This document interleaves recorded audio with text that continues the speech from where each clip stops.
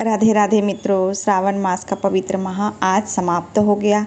हमने राधे चैनल में आज तक श्रावण मास की पवित्र कथाओं का श्रवण किया और आप सबका बहुत बहुत धन्यवाद। आज से भादो मास प्रारंभ होने वाला है, तो हम आज कल से भादो मास की कथाओं का अध्ययन करेंगे। भादो मास की कथा का पहला अध्याय, भाद्रमास का महत्व और आरंभिक कथाएं। भाद्र मास, जिसे भादो मास भी कहा जाता है, हिंदू पक्ष का छठा महीना होता है। यह मास विशेष महीना भगवान श्री कृष्ण, भगवान गणेश और ऋषियों को समर्पित होता है।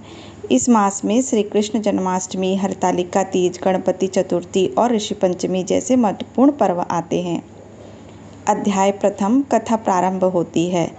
प्राचीन काल की बात है। एक बार राजा युधिष्ठिर ने भगवान श्री कृष्ण से पूछा, हे वासुदेव, भाद्रपद मास में कौन कौन से व्रत त्यौहार मनाए जाते हैं और इस मास का क्या फल है?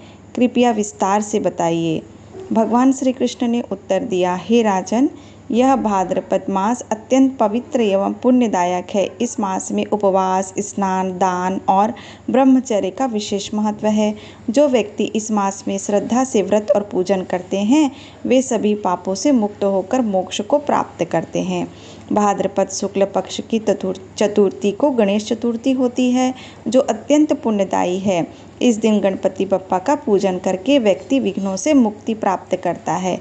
इस मास की कृष्ण पक्ष की अष्टमी तिथि को मेरा जन्म हुआ था, जिसे लोग कृष्ण जन्माष्टमी के नाम से मनाते हैं। इस दिन उपवास और रात्रि जागरण करने से भक्त मुझे इस तरीके से प्रसन्न करते हैं और उन्हें पुण्य के साथ साथ सुख, धन और संतान की प्राप्ति होती है। जिसमें व्रतों का वर्णन आता है, जैसे कि हरतालिका तीज। यह व्रत सुहागिन स्त्रियां अपने पति की लंबी उम्र एवं सुखद दाम्पत्य जीवन के लिए करती हैं।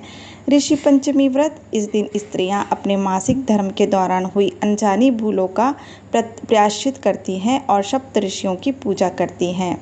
कथा का संदेश, जो भक्त भाद्रपद मास में नियम पूर्वक व्रत करते हैं, ब्रह्मचर्य का पालन करते हैं, तिल, रित, अन्न, वस्त्र आदि का दान करते हैं, वे जन्म जन्म के पापों से मुक्त होकर परम धाम को प्राप्त कर लेते हैं।